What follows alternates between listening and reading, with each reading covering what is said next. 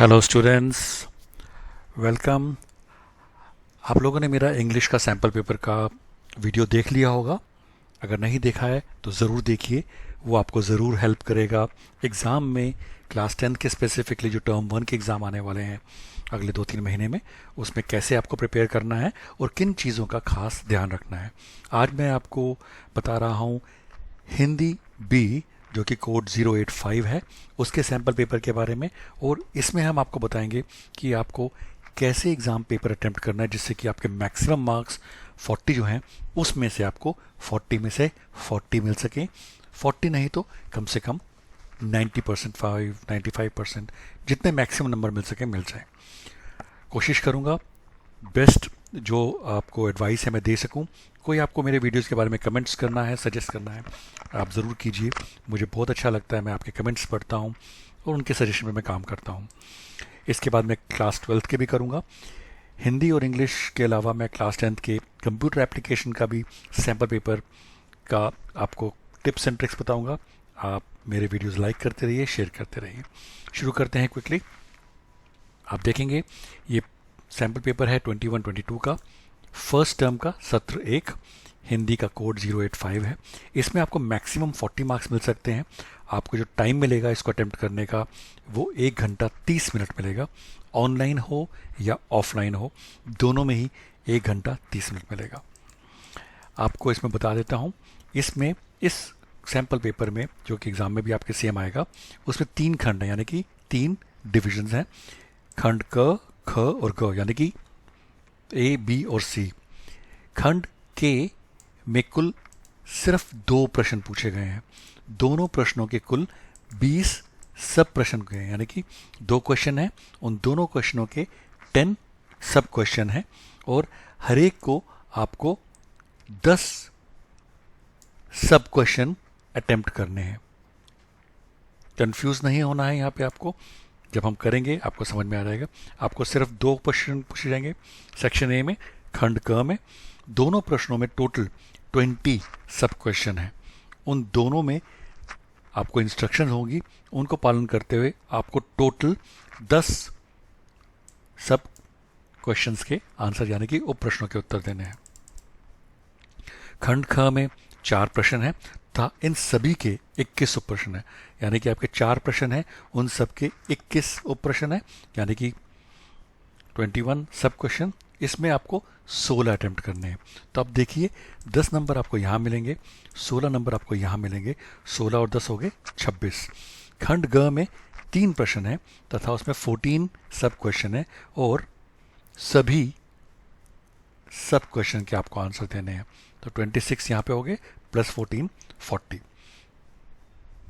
समझ गए? आपको 10 नंबर खंड क से हैं, 16 नंबर आपके खंड ख से हैं और 14 नंबर आपके खंड ग से हैं। खंड क जो है वो अपठित गद्यांश है, ये 10 नंबर का है। जैसे कि आपने देखा था, आपको मैंने बताया था कि खंड क में उन्होंने क्या लिखा है, आपको 2 क्वेश्चन मिलेंगे, 2 में से आपको दोनों क्वेश्चन में 10-10 सब क्वेश्चन होंगे, उनमें से आपको सिर्फ 10 सब क्वेश्चन के आंसर करने हैं। तो अब कैसे हैं ये इंस्ट्रक्शन पढ़ते हैं और समझते हैं। प्रश्न 1 खंड क ये 10 नंबर का है। आप देखेंगे इसमें 5 आपको नंबर मिल सकते हैं।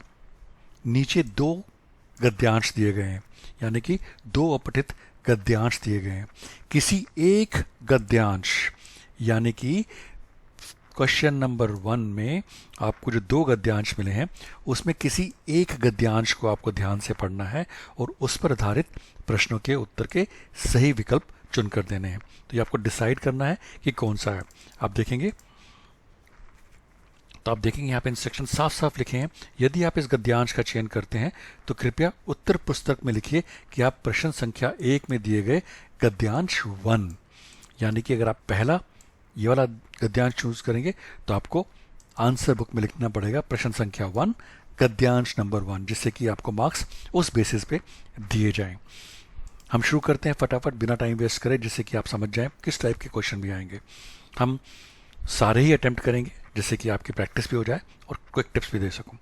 अच्छा नागरिक बनने के लिए भारत के प्राचीन विचारकों ने कुछ नियमों का प्रावधान किया है। इन नियमों में वाणी और व्यवहार की शुद्धि, कर्तव्य और अधिकार का समुचित निर्वाह, शुद्धतम पारस्परिक सद्भाव और सेवा की भावना आदि नियम बहुत महत्वपूर्ण माने गए हैं। ये सभी नियम यदि एक व्यक्ति के चारित्रिक गुणों के रूप में भी अनिवार्य माने जाएं तो उसका अपना जीवन सुखी और आनंदमय हो सकता है। सभी गुणों का विकास एक बालक में यदि उसकी बाल्यावस्था से ही किया जाए तो वह अपने देश को का श्रेष्ठ नागरिक बन सकता है। इन गुणों के कारण वह अपने परिवार, आस पड़ोस, विद्यालय में अपने सहपाठियों एवं अध्यापकों के प्रति यथोचित व्यवहार कर सकेगा। वाणी एक व्यवहार की मधुरता सभी के लिए सुखदायक होती है, समाज में हार्दिक सद्भाव की वृद्धि करती है, किंतु अहंकारी व्यक्ति ही स्निग्ध वाणी और शिष्ट व्यवहार का प्रयोग कर सकता है। अहंकारी और दंभी व्यक्ति सदा अशिष्ट वाणी और व्यवहार का अभ्यासी होता है, जिसका परिणाम यह होता है कि ऐसे आदमी के व्यवहार से समाज में शांति और सौहार्द का वातावरण नहीं बनता। जिस प्रकार एक व्यक्ति समाज में रहकर अपने व्यवहार से कर्तव्य और अधिकार के प्रति सजग रहता है, उसी तरह देश के प्रति भी उसका व्यवहार कर्तव्य और अधिकार की भावना से भावित रहना चाहिए। उसका कर्तव्य हो जाता है कि ना तो वह स्वयं कोई ऐसा काम करे और ना ही दूसरों को करने दे जिसमें देश के सम्मान, संपत्ति और स्वाभिमान को ठेस लगे। समाज एवं देश में शांति बनाए रखने के लिए धार्मिक सहिष्णुता भी बहुत आवश्यक है। यह वृत्ति तभी आ सकती है जब व्यक्ति संतुलित व्यक्तित्व का हो। वह आंतरिक व बाहरी संघर्ष से परे सामाजिकता की अनुभूति से परिपूर्ण व्यक्तित्व होना चाहिए। अब ये फर्स्ट क्वेश्चन का गद्यांश 1 हमने पढ़ा है, तो आप आंसर बुक में जब इसको अटेम्प्ट करेंगे आप लिखोगे प्रश्न 1 और गद्यांश 1। इसके आपको सिर्फ 5 नंबर मिलेंगे, यानी कि 5 सब क्वेश्चन आपको 5 एमसीक्यू करने हैं। निम्नलिखित में से निर्देशन सर्वाधिक उपयुक्त विकल्पों का, यानी कि आपको जो सबसे सही लगता है उसको ऑप्शन को चूज करना है। गद्यांश के संदर्भ में अच्छा नागरिक बनने के लिए नियमों का प्रावधान आवश्यक है, क्योंकि ये, अब आप देखिए जो ट्रिक है हिंदी की अपठित गद्यांश की, उसमें आपको कीवर्ड चूज करने हैं। इसमें है अच्छा नागरिक और नियम। हम फटाफट से गद्यांश में जाएंगे, अच्छा नागरिक और नियम को ढूंढेंगे और हम करेंगे। अच्छा नागरिक आ गया, कुछ नियमों का प्रावधान भी आ गया। इन नियमों में वाणी और व्यवहार की शुद्धि, कर्तव्य और अधिकार का समुचित निर्वाह, ये सब इसमें लिखा हुआ है। अब हम ऑप्शन देखेंगे हमारे पास क्या क्या है। हमारे पास ऑप्शन है, क्योंकि यह स्वतंत्रता को बढ़ावा देता है, व्यक्तित्व को निखारकर जीवन का आमोद प्रमोद से परिपूर्ण करता है, व्यक्तित्व को निखारकर जीवन को सुख और मंगल कामना से परिपूर्ण करता है, व्यक्ति को अहंकार, स्निग्ध वाणी और शिष्ट व्यवहार से पूर्ण करता है। तो हमने जब ये पढ़ा था, मैं आपको एक ट्रिक बताना भूल गया, जब भी आप डिफिकल्ट वर्ड आपको दिखते हैं उसको अंडरलाइन कीजिए। तो आप देखेंगे हमने ये शुरू में जब पढ़ा था तो इसमें कुछ ऐसे वर्ड्स थे जो कि बड़े डिफिकल्ट हैं, उनको आप अंडरलाइन कर लीजिए, आपके आंसर देने में वो आसानी करेंगे। आप ये देखेंगे, श्रेष्ठ नागरिक बन सकता है, इन गुणों से अपने परिवार, अपने पड़ोस में, विद्यालय से व्यवहार कर सकेगा,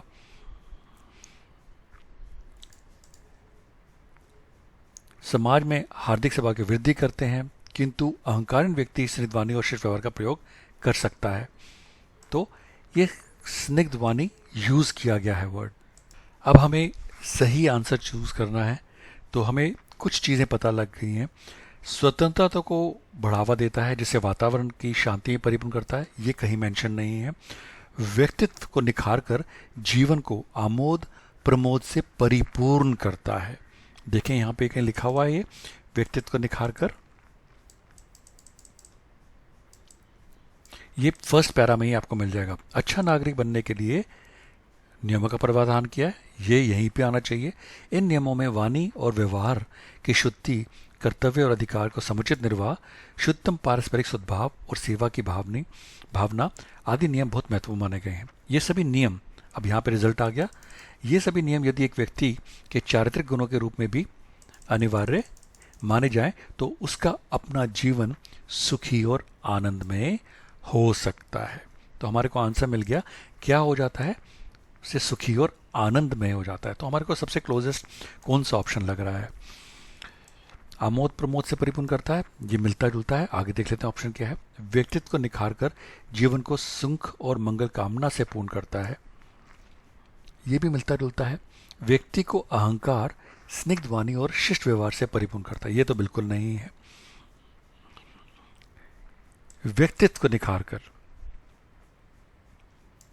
नियमों के प्रावधान से व्यक्तित्व निखार कर, आमोद,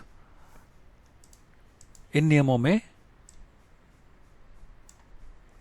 ये सब लिखा हुआ है, इसका अपना जीवन सुखी और आनंदमय हो सकता है। तो इसका आंसर आमोद प्रमोद ही होगा। तो वी हैव आंसर ख, व्यक्तित्व को निखार कर जीवन का आमोद प्रमोद से परिपूर्ण करता है। नेक्स्ट क्वेश्चन देखते हैं।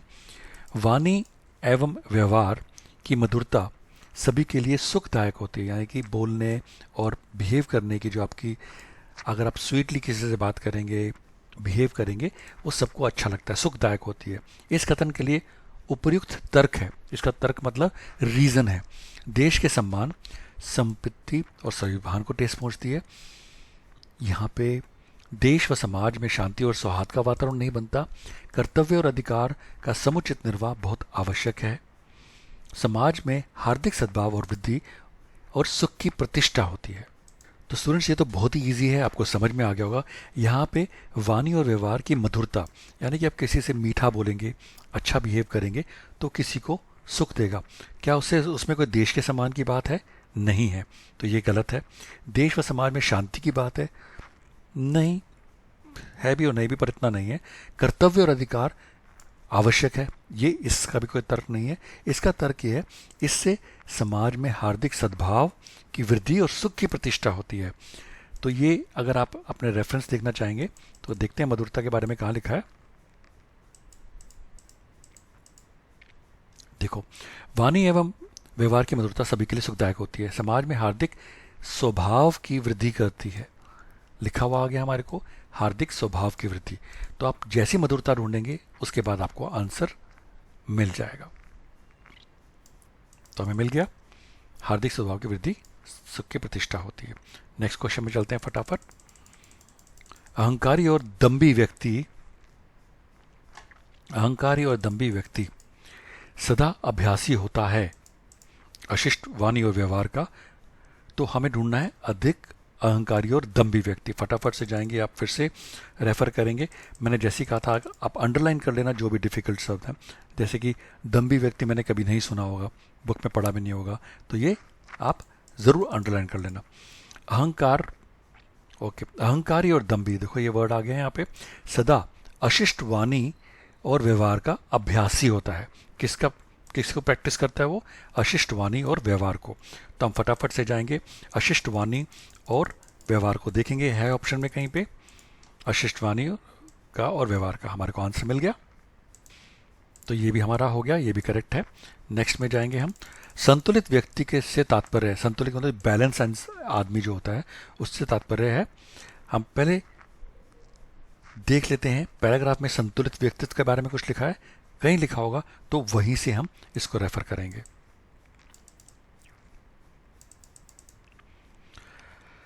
हम देखते हैं संतुलित व्यक्ति के बारे में। ये देखिए, समाज एवं देश में शांति बनाए रखने के लिए धार्मिक सहिष्णुता भी बहुत आवश्यक है। यह वृत्ति तभी आ सकती है जब व्यक्ति संतुलित व्यक्तित्व का हो। कैसे होगा? वह आंतरिक व बाहरी संघर्ष से परे सामाजिकता की अनुभूति से परिपूर्ण व्यक्तित्व का होना चाहिए। तो हमें आंसर मिल गया, आंतरिक व बाहरी संघर्ष से परे। फटाफट ऑप्शन देखते हैं क्या क्या है।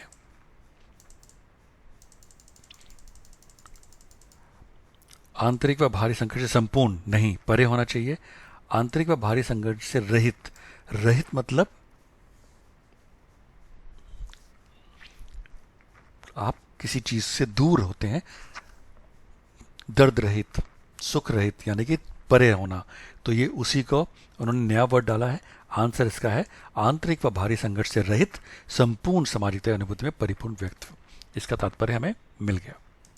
हम जल्दी से लास्ट क्वेश्चन करेंगे, क्वेश्चन 5 फ्रॉम गद्यांश 1। धार्मिक सहिष्णुता की स्थापना आवश्यक है क्योंकि इससे, अब हमें क्या वर्ड ढूंढना है, धार्मिक सहिष्णुता। फटाफट से जाएंगे, धार्मिक सहिष्णुता ढूंढेंगे, कहां पे लिखा है। अगर आप ऐसे करेंगे तो आपको बहुत जल्दी आप एग्जाम कर पाएंगे और करेक्ट कर पाएंगे। समाज एवं देश में शांति बनाए रखने के लिए धार्मिक सहिष्णुता भी बहुत आवश्यक है। क्यों? ये वृत्ति तभी आ सकती है जब व्यक्ति संतुलित व्यक्तित्व का हो। बाकी तो हमने पढ़ लिया, संघर्ष से परे अभी हमने पढ़ा था। देखते हैं हमारे पास ऑप्शन क्या क्या है। क्योंकि इससे अधिकार और कर्तव्य विजय प्राप्त होगी, देश की संपत्ति को नुकसान नहीं पहुंचेगा, भारतीय संविधान की प्रतिष्ठा बनी रहेगी, या समाज एवं देश में शांति व्यवस्था बनेगी। तो हम दोबारा एक बार रेफर कर लेते हैं, गलत ना हो जाए हमारा। हमको पता तो लग गया ये कहाँ पे मेंशन्ड है, लास्ट पैरा में है।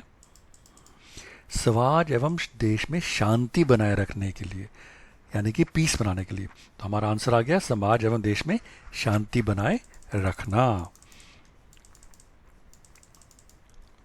कहाँ पे है? समाज एवं देश में शांति व्यवस्था बनी रहेगी। हमारा आंसर मिल गया। तो इसका आंसर है घ। तो ये आपका प्रश्न 1 का गद्यांश 1 हो गया।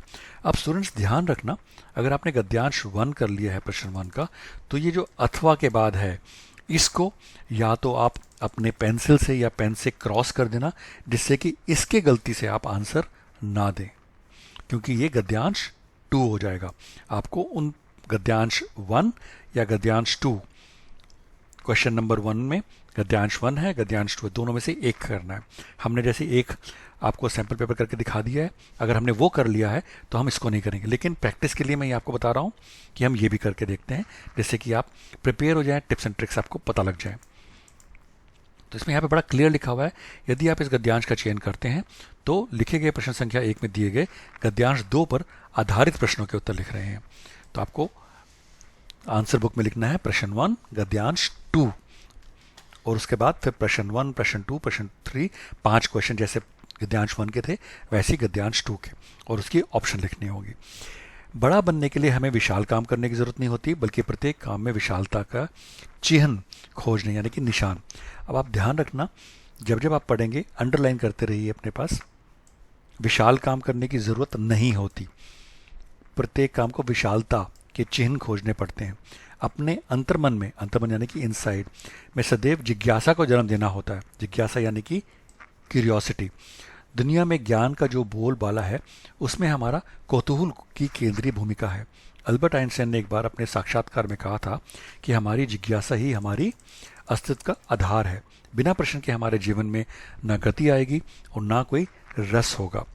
जब हम चिंतन करते हैं तब नई बातें सामने आती हैं। सवाल करने का ही परिणाम है कि नई तकनीक, ऑटोमेशन और आर्टिफिशियल इंटेलिजेंस जैसी चीज़ें आज दुनिया में आ रही हैं। जब हम कहते हैं क्यों, कैसे, क्या, तब हमारे अंदर का स्नायु प्राण, ऊर्जा और संकल्प एक नई गति और उत्साह के साथ नवीनता की यात्रा करने लगते हैं। हमें इस दुनिया की इतनी आदत पड़ चुकी है कि लीक से हटकर सोचना नहीं चाहते। कोई विभिन्नता नहीं, ना ही कोई नवीनता है। विभिन्नता यहाँ पे आप अंडरलाइन करिए, नवीनता अंडरलाइन कीजिए। क्यों? आदत पड़ चुकी है। यह एक ऐसा जीवन है जिसमें कोई कौतूहल नहीं, कौतूहल अंडरलाइन कीजिए। कोई आश्चर्य नहीं, अंडरलाइन कीजिए। इस जगत में हमारे साथ ही एक कीटाणु, कीटाणु अंडरलाइन कीजिए, या विषाणु भी अंडरलाइन कीजिए, की तरह है, जो अपने सुखमय व्यवस्था में पड़े रहते हैं। लेकिन जो स्वतंत्र होते हैं वे हृदय की आवाज़ सुनते हैं, जो बड़ा होना चाहते हैं इस दुनिया और उसकी प्रत्येक घटना, वस्तु एवं स्थिति पर अपना आश्चर्य प्रकट करते हैं। प्रत्येक घटना और वस्तु से परे हटकर सोचने और उसको देखने की कोशिश जो करते हैं, यही बड़ा बनते हैं। जिज्ञासु मन अंडरलाइन कीजिए, और बुद्धि ही दर्शन और विज्ञान की दुनिया बनाते हैं, ये भी आप अंडरलाइन कीजिए। अब आपका इस गद्यांश प्रश्न 1 का गद्यांश 2 है। अगर आपने फर्स्ट क्वेश्चन का गद्यांश 1 कर लिया है तो ये नहीं आपको करना है। अगर गद्यांश 1 नहीं किया है तो आप दोनों में से देख सकते हैं, जो आपको ईजी लगते हैं आप उसको अटेम्प्ट कर सकते हैं। निम्नलिखित में से निर्देश अनुसार सर्वाधिक उपयुक्त यानी कि मोस्ट एप्रोप्रिएट ऑप्शन आपको चूज करना है। प्रत्येक काम में विशालता के चिन्ह खोजने का लेखक का अभिप्राय है। विशालता के चिन्ह, हमें चिन्ह पढ़ा था, फर्स्ट पैरा में है। देखते हैं क्या आंसर है इसका, ऑप्शंस क्या क्या हैं। बड़ी सोच व्यक्ति को बड़ा बनने की प्रेरणा देती है। प्रत्येक काम में को महत्व देकर गहराई से समझें।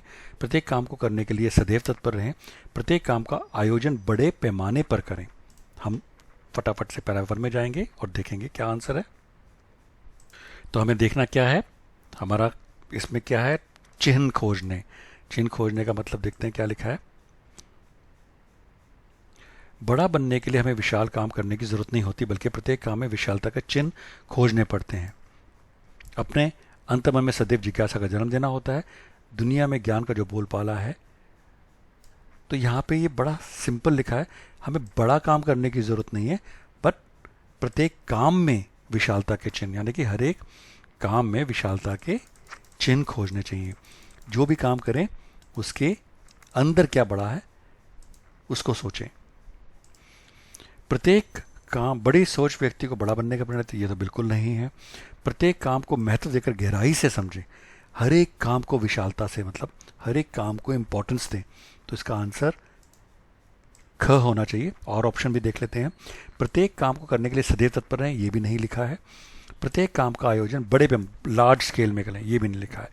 इसका सही अभिप्राय है कि प्रत्येक काम को महत्व देकर गहराई से समझें। नेक्स्ट क्वेश्चन में चलते हैं। अस्तित्व शब्द का अर्थ क्या है? तो स्टूडेंट्स, ये तो आपको थोड़ा अपनी ग्रामर इन सब को फ्रेश करना पड़ेगा, रिफ्रेश करना पड़ेगा, प्रैक्टिस करना पड़ेगा। लेकिन अस्तित्व होता है किसी का प्रेजेंट होना, किसी के बारे में पता लगना। तो जो अगर आपको मुश्किल लगता है तो आप पहले जो गलत हैं उनको क्रॉस आउट कीजिए। नवीनता क्या होता है? नई चीज़, ये तो नहीं है, क्रॉस आउट कर दीजिए।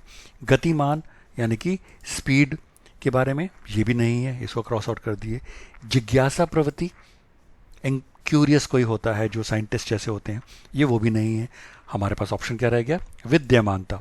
तो इसका आंसर विद्यमानता ही है। अस्तित्व शब्द का अर्थ है विद्यमानता। नेक्स्ट क्वेश्चन में चलते हैं फटाफट। नवीनता की यात्रा करने से हमें परंपरागत प्रणालियों से विमुख हो रहे हैं। नवीनता के पक्षधर के रूप में इसकी आवश्यकता के लिए उपयुक्त तर्क है। तो नवीनता मतलब नई चीज़ों के बारे में, हम जो हमारे पुराने ट्रेडिशंस हैं उनसे हम अलग हो रहे हैं। नवीनता के पक्षधर के रूप में इसकी आवश्यकता के मतलब, आप पक्षधर मतलब किसी के फेवर में हैं। तो अगर आप चाहते हैं कि नई चीज़ें आए, नई टेक्नोलॉजी आए, नई इन्वेंशन हो, उसका आप फेवर करते हैं, तो उसके लिए आपको अपना तर्क देना है। तर्क क्या है? हमारी मानसिक स्थिति एक कीटाणु या विषाणु की तरह है? नहीं, हमारे शारीरिक, मानसिक, चारित्रिक व राष्ट्रीय विकास के लिए है। तो ये तो स्टूडेंट्स देखना पड़ेगा कि हमारे पास ऑप्शन क्या है। वैसे मेरे को ये ठीक लग रहा है, हमारे शारीरिक, मानसिक व राष्ट्रीय विकास के लिए है। नेक्स्ट ऑप्शन है, जो स्वतंत्र मानसिकता वाले होते हैं वे दूसरों के पास होते हैं। ये तो बिल्कुल मतलब नहीं बनता है इसका। जब हम चिंतन करते हैं तब नई बातें सामने आती हैं, तो इसका भी कोई मतलब नहीं बनता। तो नवीनता के पक्षधर में तर्क जो बनता है वो यही बनता है कि ये हमारे शारीरिक, मानसिक, चारित्रिक व राष्ट्रीय विकास करता है। फटाफट से पैराग्राफ में जाएंगे, हम देखेंगे कि नवीनता के बारे में कहाँ पे लिखा है। हमारे जिज्ञासे हमारा अस्तित्व का अधिकार है। बिना प्रश्न के हमारे जीवन में ना गति आएगी, ना कोई रस होगा, तो नई बातें सामने आती है। नई तकनीक, ऑटोमेशन जब हम कहते हैं तभी हमारा, तो यानी कि हमारा विकास होता है। इससे क्या होता है? इससे हमारा विकास होता है। तो इसका सही जवाब हमने सही चुना है, क्योंकि कोई और ऑप्शन उसमें सेट बैठ भी नहीं रहा है। तो इसका सही जवाब है हमारे शारीरिक, मानसिक, चारित्रिक व राष्ट्रीय विकास के लिए ये तर्क बनता है। नेक्स्ट क्वेश्चन है, लीक से हटकर सोच को विकसित करने के लिए आवश्यक है सुख में व्यवस्था, हृदय की आवाज़ सुनना, अंतर्मन में सदैव जिज्ञासा, दर्शन और विज्ञान की दुनिया। तो स्टूडेंट्स, ये बड़ा इजी है। ये लीक होता है, मतलब लीक किसको कहते हैं? सब लोगों की तरह। ये वहाँ पे मेंशन भी है, उसमें ये अंतर में सदैव जिज्ञासा भी मेंशन है। फटाफट से रेफर करते हैं, लीक कहाँ लिखा है। जहाँ पे लीक लिखा होगा उसके आसपास ये सब कुछ लिखा होगा। ये देखिए लिखा है, हमें इस दुनिया में इतनी आदत पड़ चुकी कि हम लीक से हटकर सोचना ही नहीं चाहते। कोई विभिन्नता नहीं, ना कोई नवीनता, ये कैसा जीवन है। इस जगत में हमारी स्थिति कीटाणु विषाणु तरह है। तो यहाँ पे हमें क्या करना है, हमें जिज्ञासा जमा रही है।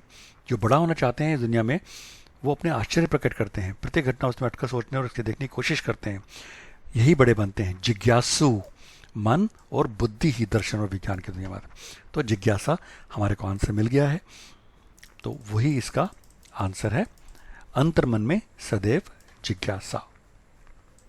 अब क्वेश्चन 1 का सेकंड गद्यांश का लास्ट क्वेश्चन है, जिज्ञासा ही हमारे अस्तित्व का आधार है, परिचायक है, क्योंकि ये व्यक्ति को नए जमाने के वैज्ञानिक दर्शाती है, शारीरिक व मानसिक रूप से क्रियाशील रखती है, आर्टिफिशियल इंटेलिजेंस का उपयोगिता दर्शाती है, विषय व्यापी स्तर पर स्थिति निर्धारित करती है।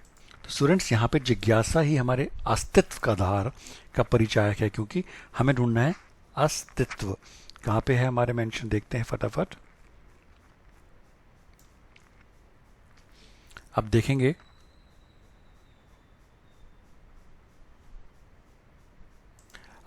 अस्तित्व का आधार है, यहाँ पे लिखा हुआ है। तो जैसे ही यहाँ पे लिखा हुआ हम इसको पढ़ेंगे, दुनिया में ज्ञान का जो बोलबाला है उसमें हमारे कौतूहल को केंद्रीय भूमिका है।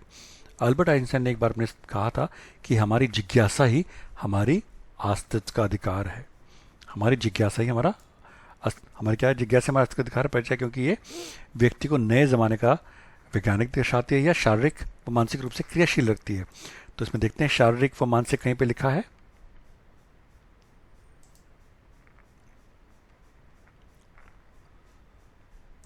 तो यहाँ पे देखेंगे आप, लिखा है जिज्ञासा क्योंकि बिना प्रश्न के हमारे जीवन में ना गति आएगी और ना कोई रस होगा।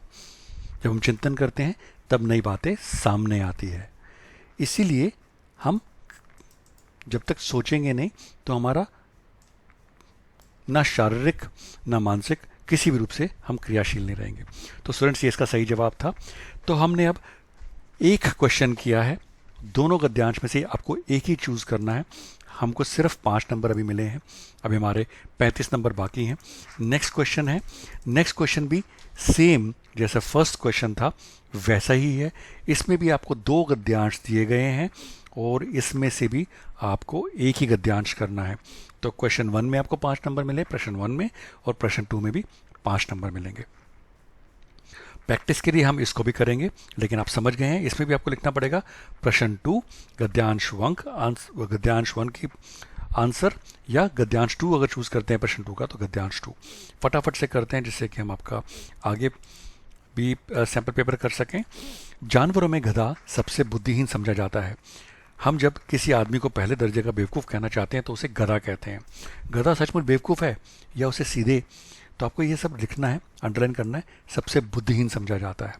गधा सचमुच बेवकूफ़ है या उसके सीधेपन, उसकी निरापद सहिष्णुता ने उसे यह पदवी दे दी है, इसका निश्चय नहीं किया जा सकता। गाय सींग मारती है, बुआई हुई गाय तो अनायास ही सींगनी का रूप धारण कर लेती है। कुत्ता भी बहुत गरीब जानवर है, लेकिन कभी कभी उसे क्रोध आ जाता है, लेकिन गधे को कभी क्रोध करते नहीं सुना ना देखा। जितना चाहो उसे मारो, चाहे जैसी खराब सड़ी हुई घास सामने डाल दो, उसके चेहरे पर कभी असंतोष की छाया भी ना दिखाई देगी। वैशाख में चाहे एक आध बार कुलेल कर लेता है, यानी कि खेल लेता है, पर हमने तो उसे कभी खुश होते नहीं देखा। उसके चेहरे पर एक स्थायी यानी कि परमानेंट विषाद छाया रहता है। सुख दुख हानि लाभ किसी दशा में भी उसे बदलते नहीं देखा। मतलब गधा जो है कोई फर्क ही नहीं पड़ता, दुख है सुख है, जैसे खाना मिल जाए खा लो, ना हंसना है ना रोना है, कोई फर्क नहीं पड़ता, ना गुस्सा करना है। ऋषि मुनियों के जितने गुण हैं वे सभी उसमें पराकाष्ठा के पहुंच गए हैं, पर आदमी उसे बेवकूफ़ कहता है। जो ऋषि मुनि हो ये सब कहते हैं किसी का दुख ना हो, किसी का सुख ना हो, कहते हैं ना सोना भी मिट्टी के बराबर, मिट्टी भी सोने के बराबर। वैसा तो गधा है, लेकिन पर हम उसे बेवकूफ़ कहते हैं। सद्गुरु को इतना अनादर कहीं नहीं देख सकते। कदाचित सीधापन संसार के लिए उपयुक्त नहीं, यानी कि कहीं ऐसा तो नहीं कि सीधा होना इस दुनिया के लिए ठीक नहीं है। फटाफट से करते हैं क्वेश्चन नंबर 1। लेखक ये निश्चय नहीं कर पाता कि गधा बेवकूफ़ है या सीधा, क्योंकि उसके अनुसार गधा अपने पराये की भावना से परे है। गधा क्रोध व कुलेल नहीं करता है, गधा सीधा व सहिष्णु होता है, गधे के चेहरे पर हर्ष व विषाद होता है। तो स्टूडेंट्स हमें तो पता है इसमें कुलेल तो करता है, कभी कभी लिखा है, तो ये तो गलत है। गधा सीधा व सहिष्णु होता है, कहीं पे लिखा है, देखते हैं। गधा सबसे बुद्धिमान, क्योंकि हम इसे पहले देख बेवकूफ जाते हैं तो कैसे गधा कहते हैं। गधा सचमुच बेवकूफ है, या उसका सीधा या सहिष्णुता लिखा ना, कि उसके सीधेपन या उसके सहिष्णुता ने उसे ये पदवी दी है, तो हमारे को आंसर मिल गया है। इसका आंसर है गधा क्या होता है, गधा सीधा व सहिष्णु होता है। नेक्स्ट क्वेश्चन पे चलते हैं। गधे में ऋषि मुनियों के कौन कौन से गुण देखने को मिले हैं? तो स्टूडेंट्स हमने पढ़ा है, पैराग्राफ में ऋषि मुनियों के साथ कंपेयर किया है। जब तब करना, गधा तो नहीं करता, तो ये क्रॉस आउट कर दीजिए। समानता का भाव हमेशा एक जैसा रहता है, ये तो उसमें लिखा है, तो इसको अभी हम शॉर्ट करते हैं, इसलिए आंसर हो सकता है असंतोषी भावना, गधे नहीं करते, ना ऋषि मुनि करते हैं, ये भी गलत हो गया। कुलेल गधा करता है पर ऋषि मुनिया नहीं करते, तो समानता का भाव जो है कॉमन है, यही इसका आंसर है। लेकिन फिर भी हम पैराग्राफ में रेफर करते हैं। ऋषि मुनि, ऋषि मुनियों के देखते हैं कहाँ पे लिखा हुआ है, हमने पढ़ा था, हाँ, सुख दुख हानि लाभ किसी दिशा में भी उसे बदलते नहीं देखा। ऋषि मुनियों के जितने गुण हैं वे सभी उसमें पहुंच गए हैं।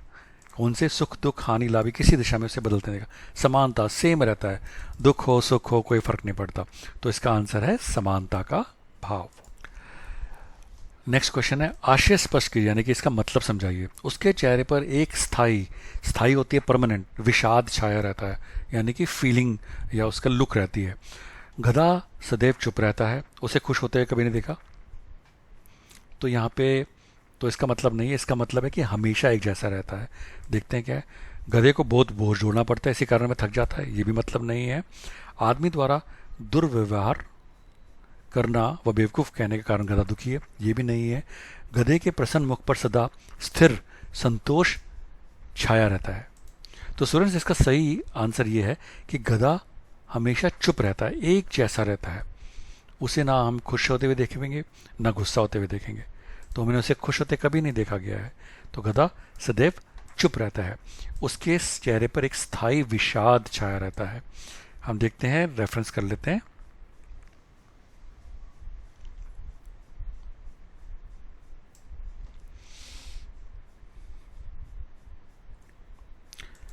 आप देखेंगे, जितना चाहे उसे मारो, चाहे जैसे खराब पड़े, उसके चेहरे पर कभी असंतोष की छाया भी ना दिखेगी।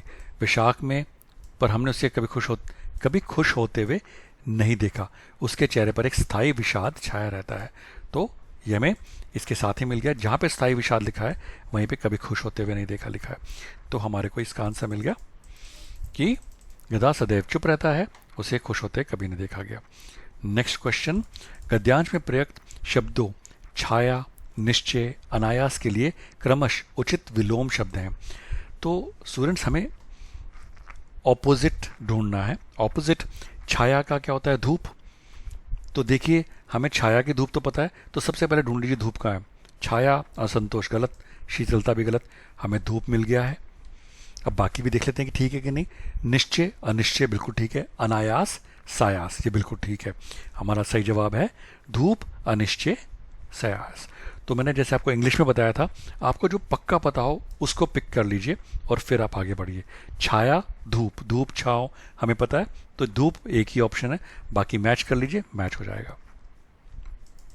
नेक्स्ट क्वेश्चन, सीधा पार संसार के लिए उपयुक्त नहीं है। लेखक का यह कथन व्यक्त करता है, लेखक कहता है कि सीधापन इस दुनिया के लिए ठीक नहीं है।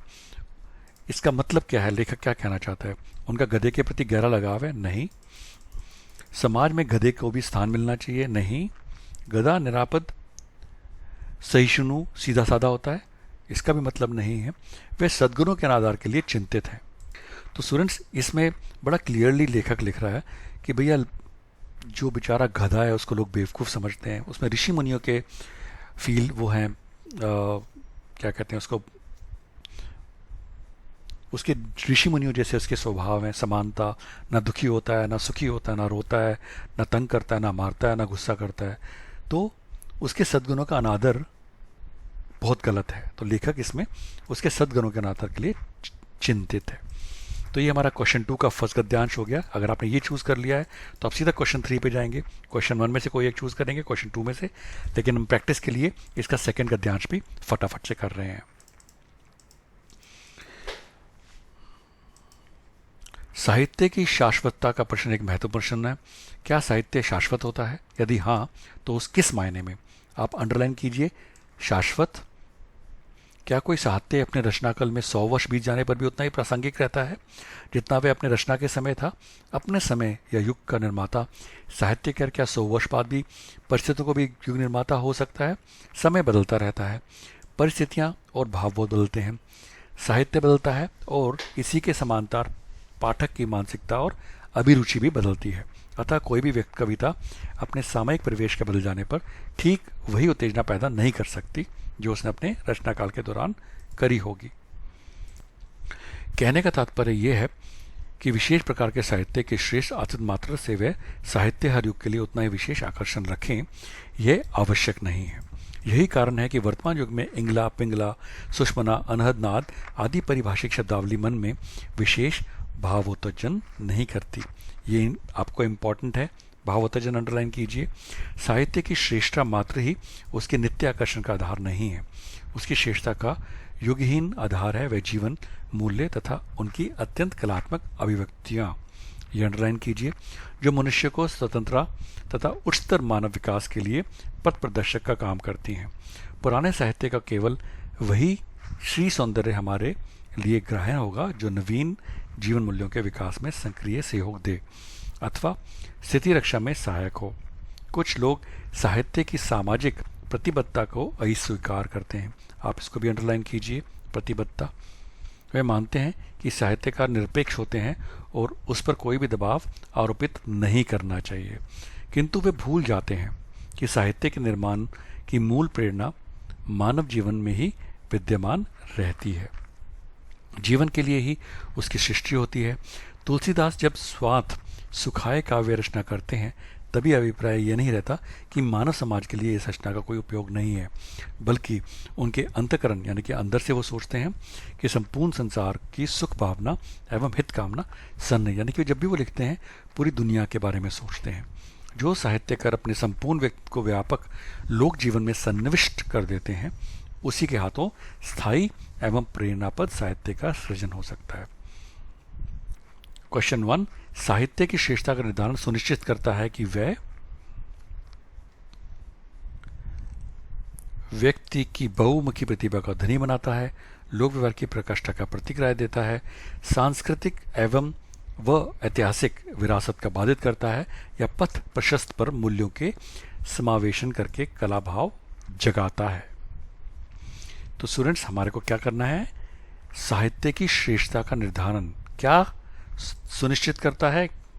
जल्दी से रेफर करेंगे, हम फटाफट से रेफर करेंगे जहां पे साहित्य की श्रेष्ठता के बारे में लिखा हुआ है।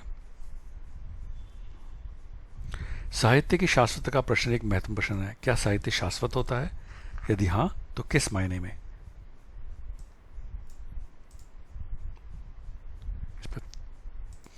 तो स्टूडेंट्स, हम देखेंगे कि हमारे को श्रेष्ठता के बारे में कहाँ लिखा है। तो आप देखेंगे यहाँ पर लिखा है उसकी श्रेष्ठता का युगीन आधार है कि वे जीवन मूल्य तथा उनके अत्यंत कलात्मक अभिव्यक्तियाँ जो मनुष्य की स्वतंत्रता तथा उच्चतर मानव विकास के लिए पथ प्रदर्शक का काम करती हैं। तो ये देखिए हमें कीवर्ड मिल गया, पथ प्रदर्शक का काम करती हैं। तो आंसर में देखिए गई है कि वह पथ प्रशस्त कर मूल्यों को समावेशन करने के अलावा कला भाव जगाती हैं। ये इसका आंसर है। नेक्स्ट क्वेश्चन है, नवीन जीवन मूल्यों के विकास में सक्रिय सहयोग से आशय है। नवीन जीवन मूल्य मतलब नए लोगों की लाइफ वैल्यूज के विकास से ऑप्शन है स्वांत सुखाय की कामना कर आगे बढ़ना, श्री सौंदर्य को प्राथमिकता देकर आगे बढ़ना, नवाचार व मूल्यों को आत्मसात कर आगे बढ़ना, वर्तमान में साहित्य के माध्यम से आगे बढ़ना। तो स्टूडेंट्स, इसका हमें ढूंढना पड़ेगा नवीन जीवन मूल्य कहाँ पे है। जल्दी देखते हैं। नवीन जीवन मूल्य आप अंडरलाइन करते रहना ऐसे वर्ड्स जहाँ पे भी आपको पैराग्राफ में आएंगे, जिससे कि आप या तो हाइलाइटर रख सकते हैं, हाइलाइटर से हाईलाइट कर लीजिए। तो आप देखेंगे यहाँ पे लिखा है, पुराने साहित्य केवल वही श्री सौंदर्य हमारे लिए ग्रहण होगा जो नवीन जीवन मूल्यों के विकास में सक्रिय सहयोग दे अथवा स्थिति रक्षा में सहायक हो। तो ऑप्शन देखते हैं क्या क्या है।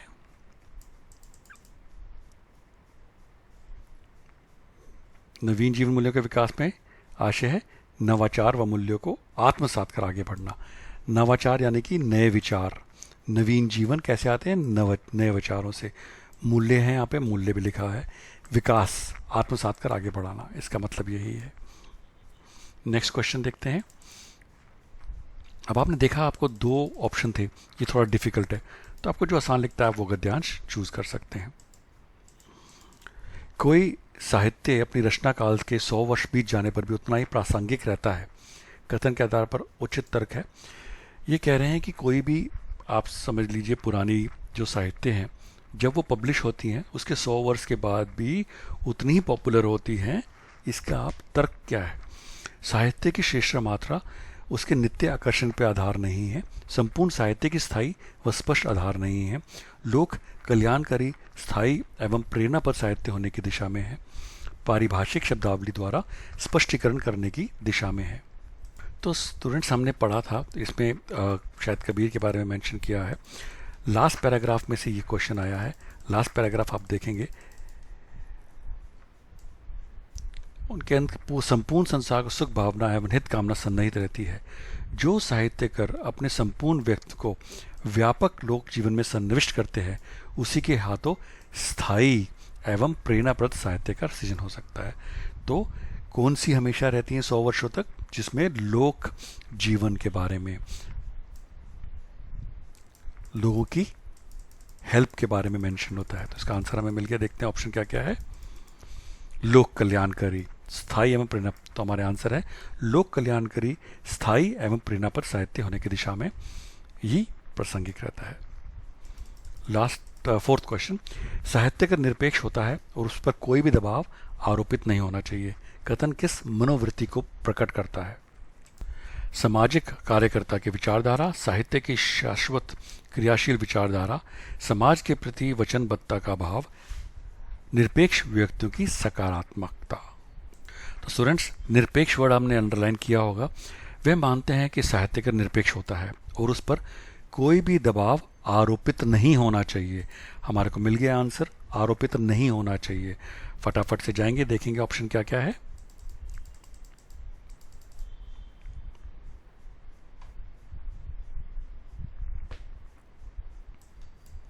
इससे मनोवृत्ति का प्रकट होता है, आरोपित नहीं होना चाहिए के आगे क्या लिखेंगे।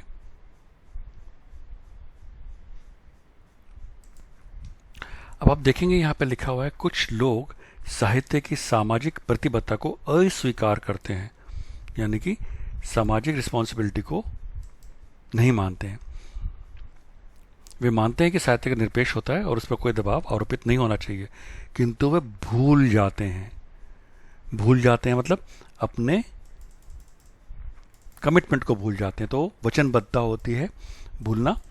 देखते हैं ऑप्शन क्या है। समाज के प्रति वचनबद्धता का अभाव, तो इसका आंसर यही है, समाज के प्रति वचनबद्धता का अभाव। ये थोड़ा डिफिकल्ट अनसीन पैसेज है स्टूडेंट्स, तो आप देख लेना जो आपको एग्जाम में आए। ऑप्शन आपको 4 में से 2 करने हैं, हर एक क्वेश्चन के 2 ऑप्शन हैं, तो बड़ा वाइजली चूज करना, जिससे कि आपको जो आसान हो वो आप कर सकें। गद्यांश में प्रयुक्त मानव जीवन समस्त पद का विग्रह एवं समास भेद होगा।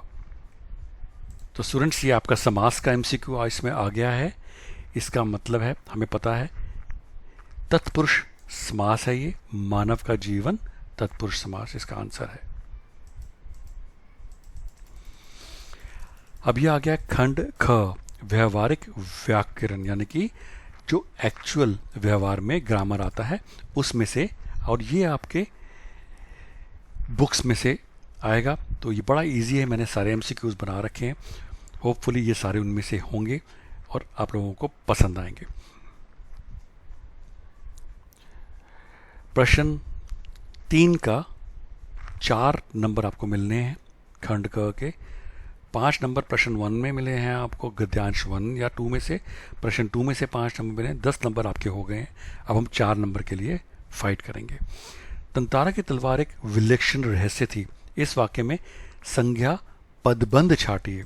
संज्ञा और पदबंध दोनों आपको छांटना है। तो स्टूडेंट्स, आपको पता ही ऑप्शन है, तलवार एक, तंतारा की तलवार, रहस्य थी, विलक्षण रहस्य। तो संज्ञा क्या क्या है इसमें? तलवार, किसकी तलवार थी? तंतरा की तलवार। इसमें संज्ञा पदबंध क्या हो गया? तंतरा की तलवार। आंसर है इसका तंतरा की तलवार।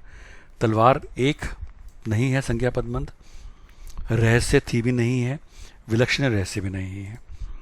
नेक्स्ट क्वेश्चन में चलते हैं।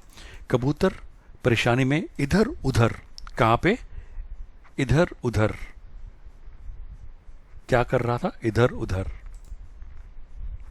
इसमें सर्वनाम पदबंध है? नहीं, सर्वनाम नहीं है, ये तो क्रिया हो रही है।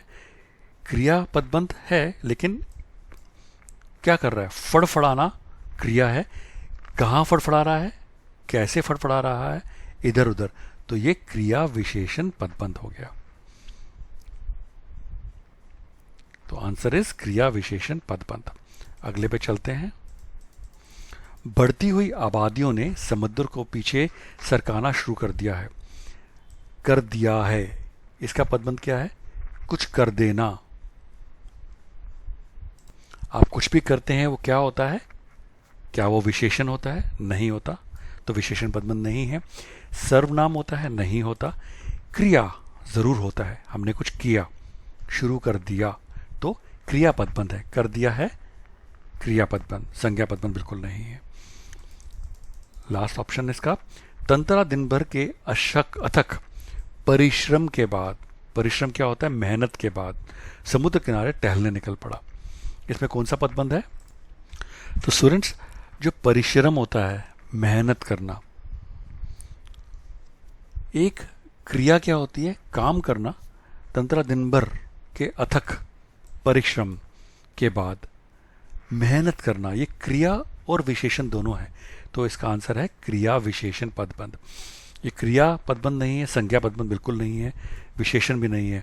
बहुत परिश्रम के बाद अगर होता तो मैं क्रिया विशेष और भी कुछ सर्व करता, लेकिन यहाँ पे क्रिया विशेषण है सिर्फ परिश्रम के बाद, अथक परिश्रम। हम इसमें देखेंगे, ये आपको 4 नंबर आपको लेने हैं। इसमें हमारे पास ऑप्शन क्या क्या थी, हम एक बार देख लेते हैं। 4 प्रश्न 3 में 5 भागों में से किन्हीं 4 को करना है। तो 5 ऑप्शन है, जो आपको 4 ठीक से आते हो 4 करना, आप 5वां छोड़ देना। लेकिन हम यहाँ पे प्रैक्टिस के लिए 5वां भी कर रहे हैं। तंतरा एक नेक और मददगार व्यक्ति था। कैसा व्यक्ति था? नेक और मददगार व्यक्ति था। इसमें कैसा होगा? जहां पे आपको जवाब मिले कैसा, खूबसूरत और बड़ा, विशेषण पदबंध हो जाता है। यहां पे कैसा है? नेक और मदद। कैसा व्यक्ति था? नेक और मददगार व्यक्ति था। इसका आंसर है विशेषण पदबंध। ठीक है स्टूडेंट्स, तो आपने 4 आंसर इसमें से देने, आपको 4 नंबर मिल जाएंगे। नेक्स्ट क्वेश्चन पे चलते हैं, 4th क्वेश्चन। इसमें भी 4 नंबर हैं। इसमें से भी आपको 5 ऑप्शन मिलने हैं, 5 में से आपको 1 करना है। बड़े भाई साहब ने भी उसी उम्र में पढ़ना शुरू किया था जब मैंने शुरू किया था। इस रचना की दृष्टि से वाक्य है सरल वाक्य, संयुक्त वाक्य, मिश्रित वाक्य या विधान वाचक वाक्य। तो स्टूडेंट्स, आप देखेंगे बड़े भाई साहब ने भी उसी उम्र में पढ़ना शुरू किया था जब मैंने शुरू किया था। बड़ा सिंपल सेंटेंस है, सिंपल। इसमें कोई बड़े भाई साहब ने उसी उम्र में पढ़ना शुरू किया था जब 1970 में लड़ाई हुई थी और मेरा उम्र ये थी, तो वो बड़ा कॉम्बिनेशन हो जाता है। यहाँ पे सिंपल सेंटेंस है, इसका सही जवाब है सरल वाक्य। वमीरो कुछ सचेत हुई और घर की तरफ दौड़ी। इस संयुक्त वाक्य को परिवर्तित करने का सरल वाक्य होगा। तो हमें ये चेंज करके सिंपल सेंटेंस बनाना है। जैसे ही वमीरो सचेत हुई वैसे ही वे घर की तरफ दौड़ी। नहीं, ये तो सिंपल नहीं है। जैसे कैसे नहीं है, जैसे वैसे सरल वाक्य नहीं होता। वमीरो कुछ सचेत हुई और वे घर की तरफ दौड़ी, ये बिल्कुल सिंपल है। वमीरो कुछ सचेत होने पर घर की तरफ दौड़ी, ये भी सिंपल है। सचेत वमीरो हुई तथा घर की तरफ दौड़ी, ये तो बिल्कुल ही नहीं है। तो सबसे सरल है विमारो वमीरो कुछ सचेत होने पर घर की तरफ दौड़ी। भाई वो सचेत हुई और घर की तरफ दौड़ गई। Simple simple sentence. Next question, निम्नलिखित वाक्यों में मिश्र वाक्य क्या है, यानी कि मिक्स सेंटेंस कौन सा है? मिश्रित होता है जो किसी और चीज पे डिपेंड करता हो।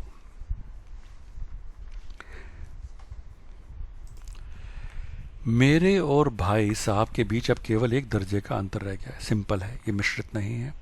आखिर आदमी को कुछ तो अपना पोजीशन का ख्याल रखना चाहिए, ये भी सिंपल है, मिश्र नहीं है। जब से माता जी ने प्रबंध अपने हाथ में लिया है तब से घर में लक्ष्मी आ गई है।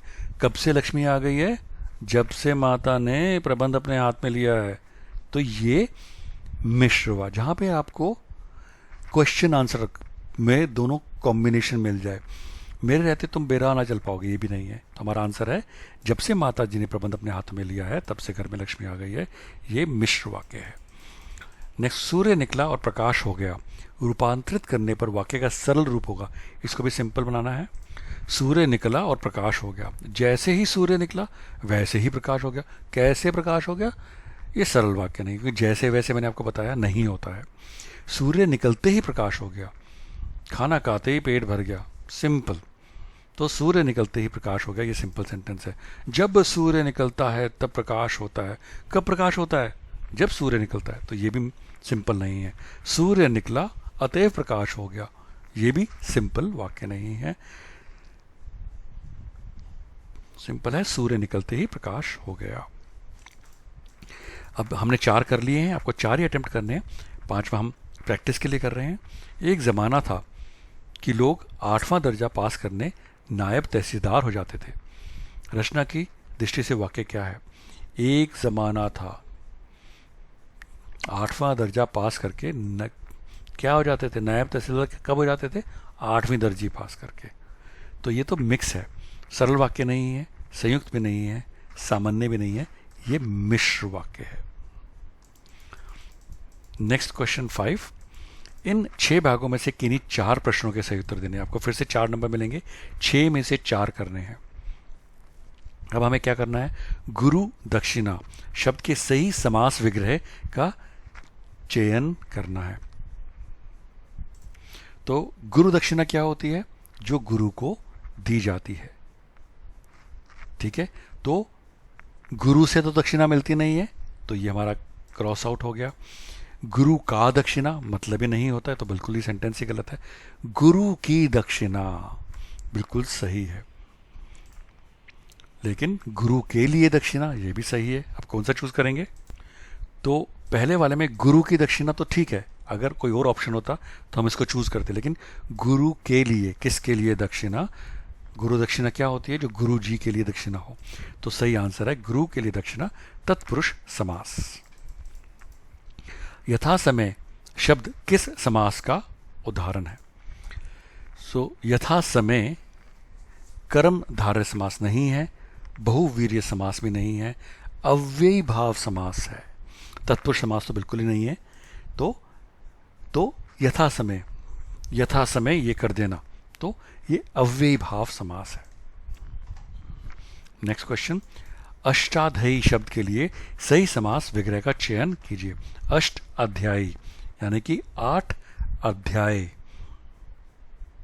ठीक है ना, अष्टाध्यायी। तो स्टूडेंट्स, अष्टाध्यायी मतलब होता है 8 चीजों का ग्रुप, 8 अध्यायों का समाहार। ठीक है, 8 है जो अध्याय नहीं हो सकता, अष्ट और अध्याय नहीं हो सकता, अष्ट के अध्याय नहीं हो सकता। इसका सही जवाब है 8 अध्यायों का समाहार यानी कि ग्रुप, द्विगु समास। नेक्स्ट ऑप्शन पे चलते हैं। आशा को लांग कर गया हुआ का समस्त पद है आशा को लांग कर, यानी कि आशा को क्रॉस करके। इसका समस्त पद क्या होगा? आप कैसे होता है? आशा को लांग कर, आशा लांग कोई वर्ड नहीं होता। आशातीत यानी कि आशाओं को मैंने अतीत में छोड़ दिया है, बिल्कुल ठीक है।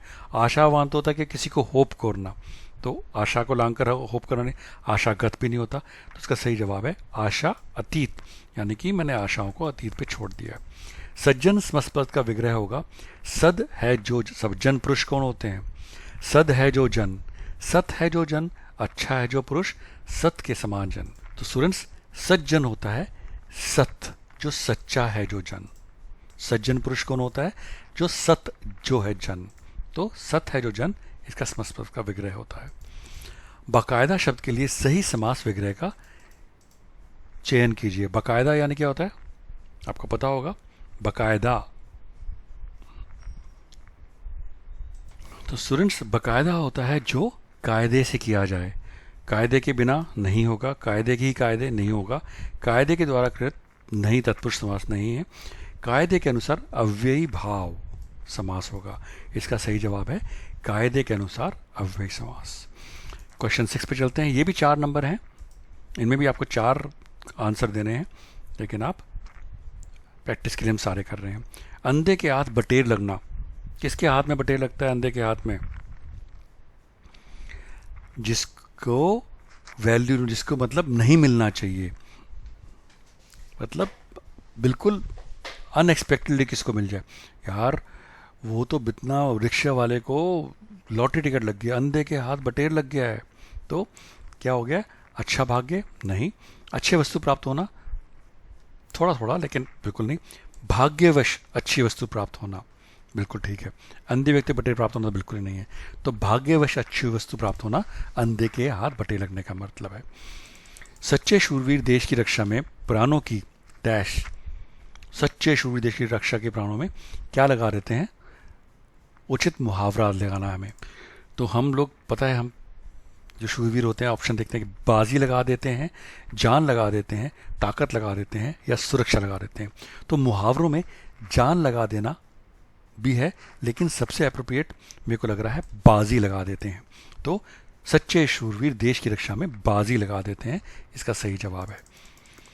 गागर में सागर भरना मुहावरे का सही अर्थ है। गागर होता है घड़ा, घड़े के अंदर सागर, घड़े के अंदर सागर तो नहीं होता,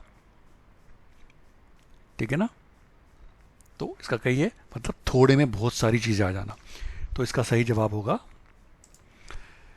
कुछ ना करना, ये तो गलत है। थोड़े में बहुत कुछ कह देना, गागर में सागर भरने के बराबर ही होता है। गागर में सागर को पानी भर देना, ये तो मुहावरे को इन्होंने ऐसे लिख दिया है, गलत है।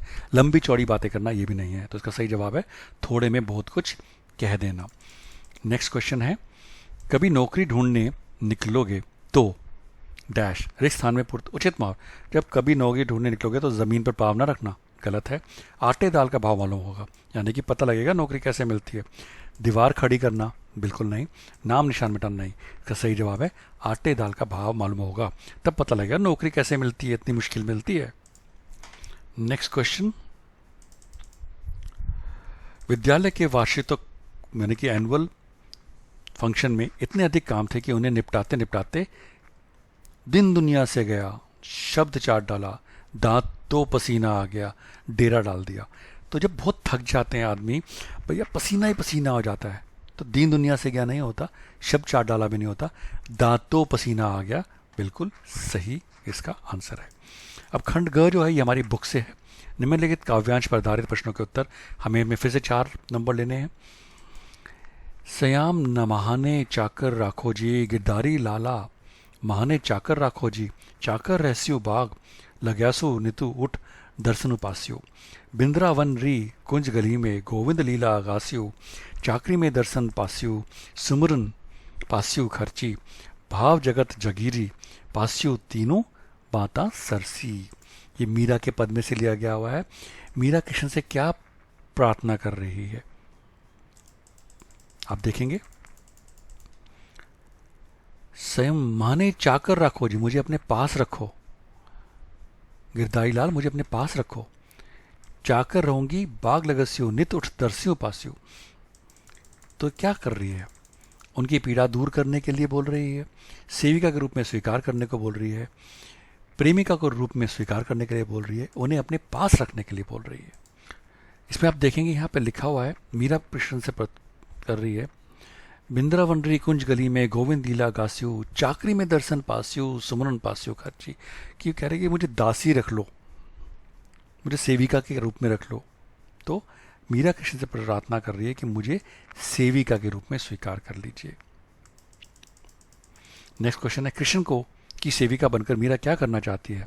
बाग सजाना, दर्शन करना, गीत गाना, प्रशंसा के गीत गाना और गोकुल में रहना, रोज उठकर उनके दर्शन करना और रोना, उनकी याद में रोना, दर्शन करना और गीत गाना। तो अब देखेंगे, बाग सजाना, दर्शन करना, गीत गाना। आप फटाफट से रेफर कर लीजिए जो आपको दिया हुआ है। क्या करेगी यहाँ पे? चाकर रहस्यु, बाग लगास्यु, नित दर्शन पास्यु। लिखा ना, बाग सजाएगी, रोज सुबह उठेंगी, वृंदावन की गुरी में गोविंद की लीला गाएंगी। तो क्या करेंगी कृष्ण जी? बाग सजाएंगी, दर्शन करेंगी और गीत गाएंगी। तो सही इसका जवाब है क। रोज उठकर उनके दर्शन करना करेंगे, लेकिन ये सिर्फ एक है, सबसे ज़्यादा ये मैच करता है, ये इसका आंसर है। मीरा वृंदावन की गलियों में कृष्ण से मिलना चाहती है, कृष्ण के गुणगान करना चाहती है, कृष्ण को उलाना देना चाहती है, या कृष्ण की प्रतीक्षा करना चाहती है। तो ये मीरा वृंदावन की गलियों में कृष्ण के गुणगान करना चाहती है। कृष्ण की भाव व्यक्ति में डूबना किसके समान है? सुख और वैभव के समान, मान सम्मान के समान, धन दौलत के समान, धन और समान के समान। तो यहाँ पे कृष्ण की भाव व्यक्ति में डूबना किसके समान है? देखिए क्या लिखा हुआ है।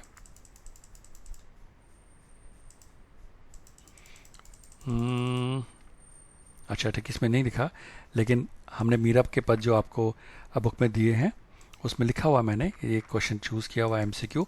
इसका मतलब होता है धन दौलत के समान, मतलब उसको पैसे नहीं, उसके भक्ति में डूबने से ही धन दौलत के बराबर है।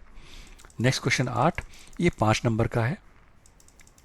ग्वालियर में हमारा एक मकान था, उस मकान के दालान में 2 रोशनदान थे, उसमें कबूतर ने एक जोड़े ने घोंसला बना दिया था। एक बार बिल्ली ने उछलकर 2 में से एक अंडा तोड़ दिया। मेरी माँ ने देखा तो उसे दुख हुआ, उसने स्टूल पर चढ़कर उसके अंडे को बचाने की कोशिश की, लेकिन इस कोशिश में दूसरा अंडा उसके हाथ से गिरकर टूट गया। कबूतर परेशानी में इधर-उधर फड़फड़ा रहा था। उनकी आंखों में दुख देखकर मेरी माँ की आंखों में आंसू आ गए। इस गुनाह को खुदा से मुआफ़ करने के लिए उसने पूरे दिन रोज़ा रखा। दिन भर कुछ खाया पिया नहीं, सिर्फ रोती रही और बार बार नमाज पढ़कर खुदा से इस गलती की मुआफ़ी की दुआ मांगती रही। लेखक की माँ किस बात से दुखी थी? घर में कबूतरों ने घोंसला बनाते इसलिए नहीं, कबूतरों के दोनों अंडे टूट गए थे, बिल्कुल ठीक। कबूतर अंडों को छोड़कर चले गए थे, नहीं। बिल्ली अंडा खा गई थी, नहीं। क्योंकि वो इसलिए दुखी थी क्योंकि दोनों अंडे टूट गए थे। नेक्स्ट क्वेश्चन, लेखक की माँ खुदा से किस गुनाह को माफ़ करना चाहती थी? तो लेखक की माँ ने, हमने पढ़ा है इसमें कि एक अंडा तो पहले ही टूट गया था, वो दूसरे को बचाने गई तो दूसरे अंडे को बचाने की कोशिश, लेकिन इस कोशिश में दूसरा अंडा उसके हाथ से टूट कर गिर गया। उनकी आंखों में दुख देखकर मेरी आंखों में आंसू आ गए। इस गुनाह, किस गुनाह को? कि दूसरा अंडा जो टूट गया वो गुनाह, उसके कारण लेखक की माँ खुदा से किस गुनाह को माफ़ करना चाहती थी? दूसरा अंडा टूट जाने के गुनाह को जो उनसे टूट गया था। तीसरा, प्रस्तुत गद्यांश से पता चलता है कि लेखक की माँ अत्यधिक संवेदनशील थी, स्वार्थी थी, कमज़ोर थी, डरपोक थी। डरपोक बिल्कुल नहीं थी, कमज़ोर भी नहीं थी, स्वार्थी भी नहीं थी, संवेदनशील यानी कि इमोशनल थी। गद्यांश में प्रयुक्त निम्नलिखित शब्दों में से कौन सा शब्द प्रत्यय के मेल से नहीं बना है? गुनाह, परेशानी, रोशनदान या दिन भर। तो ये किससे नहीं, इसमें सिर्फ एक ही शब्द है जो प्रत्यय के मेल से नहीं बना, वो है गुनाह। बाकी परेशानी, रोशनी यहाँ से आती है, दान होती है, परेशानी यहाँ से आती है, दिन भर, फुल डे। तो माँ की आंखों में आंसू आ गए थे क्योंकि कबूतर का अंडा बिल्ली ने तोड़ दिया था, कबूतर का अंडा लेखक की माँ से टूट गया था, लेखक की पत्नी ने कबूतर का अंडा तोड़ दिया था, कबूतर की आंखों में दुख देखकर व्यथित हो गई थी। तो उनकी आंख में आंसू क्यों आए थे? क्योंकि वो कबूतर की आंखों में के दुख देखकर व्यथित हो गई थी। यहाँ पर लिखा हुआ है, आप पढ़ेंगे तो आपको मिल जाएगा। उनकी आंखों में दुख देखकर मेरी माँ की आंखों में आंसू आ गए। तो ये भी हमारा हो गया। प्रश्न 9 करते हैं स्टूडेंट्स, जल्दी से खत्म होने वाला है। निम्नलिखित गद्यांश पर आधारित प्रश्नों के उत्तर उचित विकल्प छाट कर लिखिए। ये भी 5 नंबर का है। ये तो वामिरो की है, वामिरो तांतिरो का था। इसका मैंने अलग से एमसीक्यू बहुत अच्छा बनाया हुआ है, आप ज़रूर पढ़िएगा, ज़रूर देखिएगा और अटैम्प्ट कीजिएगा, आपके लिए ईजी रहेगा। वामिरों के रुदन स्वरों को सुनकर उसकी माँ वहां पहुंची और दोनों को देखकर आग बबूला हो उठी। सारे गांव वालों की उपस्थिति में वह यह दृश्य उसे अपमानजनक लगा। इस बीच गांव के कुछ लोग भी वहां पहुंच गए। वामिरों की माँ क्रोध में उफन उठी। उसने तंतारा की तरह तरह से अपमानित किया गया। गांव के लोग भी तंतारा के विरोध में आवाज उठाने लगे। यह तंतारा के लिए असहनीय था। वामिरो मिरोए जा रही थी। तंतारा भी गुस्से से भर उठा। उसे जहां विवाह का निषेध परंपरा पर शोभ था, वहीं अपनी असहायता पर खींच। वामिरो को दुख उसे और गहरा कर रहा था। उसे मालूम न था कि क्या कदम उठाना चाहिए। अनायास उसका हाथ तलवार की मूठ पर जा टिका। क्रोध में तलवार निकाली और कुछ विचार करता रहा। क्रोध लगातार अग्नि की तरह बढ़ रहा था। लोग सहम उठे। एक सन्नाटा सा खिंच गया। जब कोई राह न सूझी तो क्रोध के शमन करने के लिए उसने अपनी शक्ति भर उस धरती में धोंप दिया और ताकत से उसे खींचने लगा। वह पसीने से नहीं उठा। सब घबराए हुए थे। वह तलवार को अपनी तरफ खींचते खींचते दूर तक पहुंच गया। वह हाँफ रहा था। अचानक जहां तक लकीर खिंच गई, वहां एक दरार होने लगी, मानो धरती दो टुकड़ों में बंटने लगी। जल्दी से करते हैं। गांव के लोग तंतारा को विरोध में आवाजें क्यों उठा रहे थे? वे तंतारा को अपमानित करना चाहते थे। वे गांव के निषेध परंपरा के पक्ष में थे। गांव की रीति के विरोध में थे। तंतारा का पशु पर्व में शामिल नहीं करना चाहते। तो स्टूडेंट्स, जो गांव वाले थे वो क्यों कर रहे थे? वे तंतारा को अपमानित नहीं करना चाहते थे, पर वो जो गांव की परंपरा थी कि किसी दूसरे गांव की लड़की से किसी दूसरे गांव के लड़के की शादी नहीं हो सकती, वो उस परंपरा के पक्ष में थे। इसलिए वो विरोध में आवाज उठा रहे थे। तो वे गांव के निषेध परंपरा के पक्ष में थे। तंतारा ने अपने क्रोध का शमन करने के लिए क्या किया? वामिरों की माँ को बुरा भला सुनाया? नहीं। सब गांव वालों के विरोध में आवाज उठाई? नहीं। अपने तलवार से उपस्थित लोगों पर वार किया? नहीं। अपनी तलवार धरती में गाड़ दिया। बिल्कुल सही, हमने देखा यहाँ पे उसने क्या किया। तंतारा भी गुस्से से भर उठा। उसे जहां विवाह का निषेध परंपरा पर शोभ था, ये भी आपका पहला आंसर था, विवाह के निषेध परंपरा पर शोभ था, वहीं अपनी असहायता यानी कि कुछ कर नहीं सकता, उसे खींच थी। उसे मालूम ना था कि क्या कदम उठाना। उसने अनायास तलवार की मूठ पर जा टिका। क्रोध में तलवार निकाली और कुछ विचार करता रहा। क्रोध लगातार अग्नि की तरफ बढ़ा। लोग सहम उठे। तो क्रोध में शमन करने के लिए उसने शक्ति भर उसे धरती में घोंप दिया यानी कि गाड़ दिया। तो अपनी तलवार को धरती में गाड़ दिया। नेक्स्ट क्वेश्चन, वामिरों की मां को गुस्से का कारण क्या था? गांव वालों का विरोध, पशु पर्व का आयोजन, वामिरा का रोना या तंतिरों की तलवार खींचना? तो देखते हैं वामिरों की मां का गुस्सा क्यों था। यहाँ पे लिखा हुआ है, मुझे तो याद है लेकिन मैं फिर भी यहाँ पे देखता हूँ। वमीरा के रुदन स्वरों को सुनकर, यानी कि वमीरों के रोने को सुनकर वहां पहुंची और आग बबूला, यानी कि वो अपने वमीरों को रोते हुए नहीं देख पा रही थी। तो क्या इसका आंसर है? वमीरों का रोना। वमीरों के मां गुस्से का कारण क्या था? वमीरों का रोना। लोग सहम उठे। एक सन्नाटा सा खिंच गया। लोगों का सहम जाना यानी विलक्षण देवीय तलवार को देखने लग गए थे। किसी भावी दुष्परिणाम का आशंका से ग्रस्त थे। जानते थे कि द्वीप दो भागों में बंट जाएगा। तंतारा वामिरों के विवाह के लिए सहमत हो गए थे। लोग सहम उठे यानी कि चुप हो गए। क्यों? विवाह के लिए सहमत हो गए थे? नहीं। क्या वो जानते थे कि दो भागों में बंट जाएगा? नहीं। किसी भावी दुष्परिणाम की आशंका से ग्रसित थे? शायद। विलक्षण देवीय तलवार को देखने लग गए थे? नहीं। तो वो क्यूरियस, उनको तो पता था कि देवी शक्ति है, मानते थे। तो वो किसी भावी, जैसी उसने तलवार निकाल के गाड़ी, वो शांत हो गए सारे लोग। उनको लगा भाई अब तो ये दैवीय शक्ति वाली तलवार निकल गई, कुछ होएगा, गलत होएगा, इसलिए किसी भावी दुष्परिणाम की आशंका से ग्रसित थे। प्रस्तुत गद्यांश में किस घटना का वर्णन है? वामिरों के त्यागमयी मृत्यु का, निकोबार द्वीप के दो भागों में बंटने का, तांतरा के प्रथम मुलाकात का, या आत्मीय स्वभाव का? तो स्टूडेंट्स बड़ा इजी है। इसमें निकोबार द्वीप के दो भाग बटे थे तलवार से, उसका वर्णन है। और स्टूडेंट्स ये आपका ख़त्म हो गया है सैम्पल पेपर।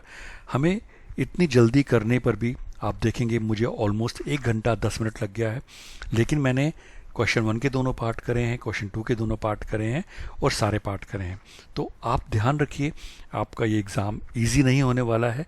एमसीक्यू ज़रूर है लेकिन मुश्किल है, इसलिए आप जितना प्रैक्टिस करेंगे, जो मैंने आपको टिप्स दी हैं उस टिप्स पे काम करेंगे तो आपको अच्छे मार्क्स आएंगे।